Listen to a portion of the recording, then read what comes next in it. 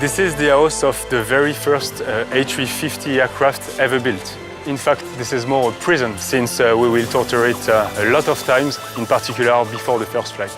We have in front of us more than 2,500 tons of steel. This is the cage of the bird that we have in front of us.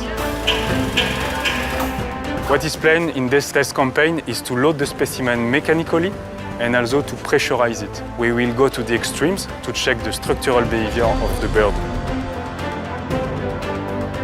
When we will load it, so we will pull upward the wing, pull downward, pull the fuselage. In all the critical situations, we have installed 12,000 sensors on the specimen. So you can imagine, between the offloading position of the wing, when we compensate simply the weight of the bird, and the max level of load, we have more than 5.2 meters displacement. So let's climb into the installation.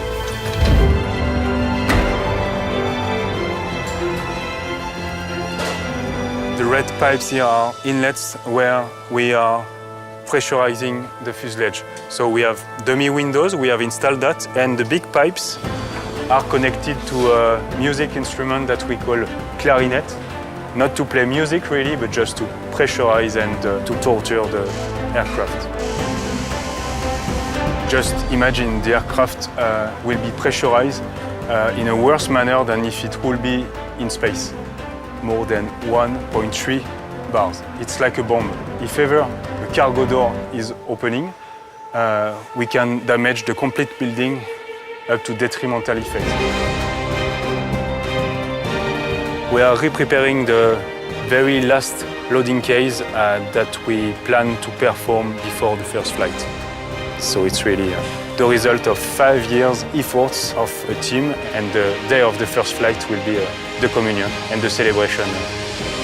My little contribution will be the opening of the flight envelope for the structural part.